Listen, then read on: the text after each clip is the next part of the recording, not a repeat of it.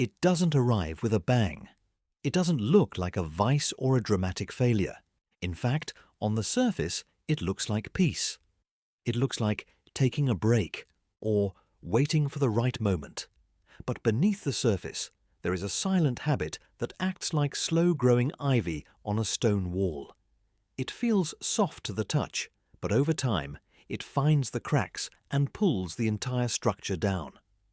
That habit is the perfection of tomorrow, better known as chronic hesitation. The comfort of the waiting room. Imagine your life as a grand theatre. You have a script, you have the talent, and the audience is waiting, but you are standing behind the curtain, adjusting your tie for the 100th time. You tell yourself, "I'm not hiding, I'm preparing. I'll go out when the lighting is perfect." The tragedy of this habit is that it feels productive.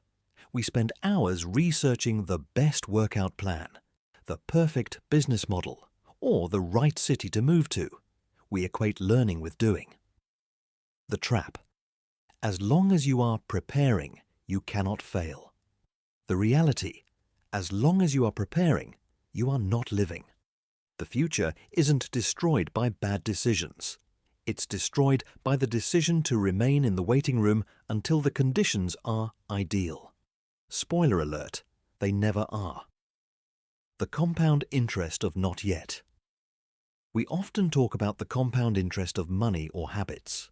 But there is a dark side, the compound interest of stagnation. Every time you choose to delay a difficult conversation, a creative project, or a career pivot, you aren't just losing a day. You are reinforcing a neural pathway that says, "I am someone who waits." By the time 5 years pass, you haven't just missed 5 years of growth. You've built a reinforced cage of self-doubt. You start to believe that the version of you who could have done it is gone.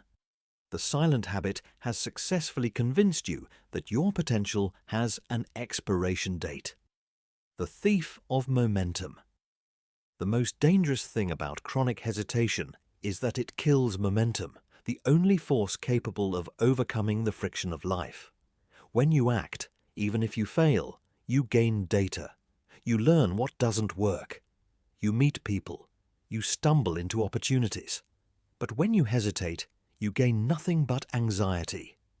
Anxiety grows in the gap between thinking and doing.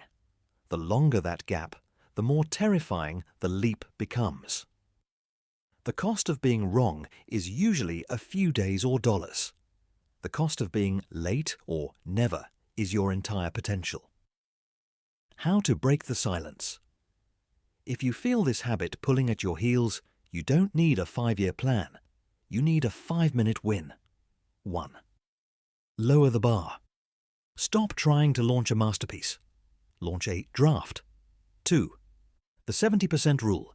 If you feel 70% ready, you are already late. Go now. 3.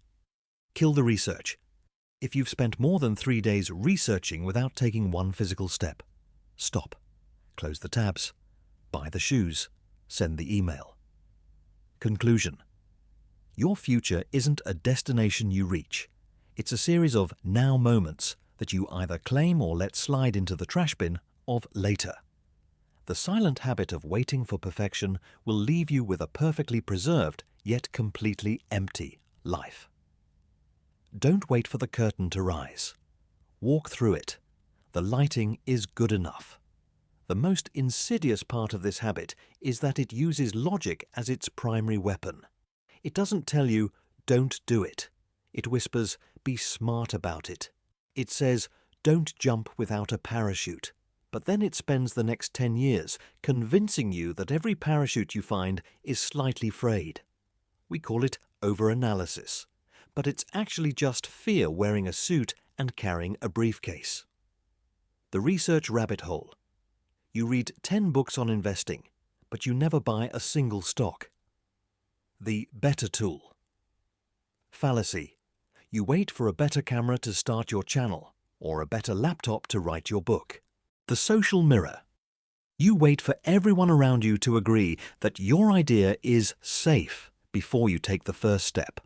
While you are polishing your armor, the battle is already being won by those who were brave enough to show up in rags. The ghost of the better version. If you let this habit run its course, you eventually meet the most painful person you'll ever know, the version of you that actually started. Imagine sitting in a coffee shop 5 years from now. You see someone who launched that exact business you were thinking about, or someone who is speaking the language you planned to learn. They aren't smarter than you. They aren't more talented. They just didn't have the luxury of waiting for perfection. The silence of your habit is eventually broken by the loud realization that the only difference between a dream and a memory is action. The antidote: radical imperfection. To destroy the habit of chronic hesitation, you must fall in love with being bad at things. The person who is willing to be a fool for 5 minutes is the only one who ever becomes a master. You have to trade your dignity of being a prepared observer for the messiness of being an active participant. The 2-minute rule. If a task towards your dream takes less than 2 minutes, like signing up for a course or sending a query, do it immediately. Do not let it enter your to-do list. Burn the bridge. Sometimes the only way to move forward is to remove the option of staying still. Announce your goal publicly. Pay for the venue. Commit to the deadline. Action over accuracy. Realize that movement creates its own direction. You cannot steer a parked car. Once you are moving, you can adjust the wheel, but you have to be rolling first. Final thought. The silent habit thrives in the dark, quiet corners of your mind, where you tell yourself, later. Bring it into the light. Admit that you are afraid. And then move anyway. The world doesn't reward the person with the best plan. It rewards the person who was willing to be messy, loud, and imperfect, while everyone else was still preparing. The moment you decide to break the silence, something magical happens. It's like the click of the first gear in a massive machine. It's heavy, it's loud, and it's difficult. But once that gear turns, the next one is easier. Break the silence by doing the thing you've been avoiding.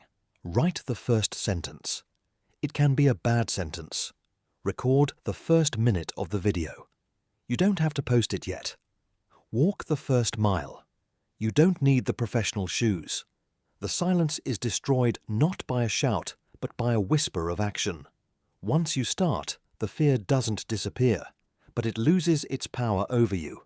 It becomes a passenger instead of the driver.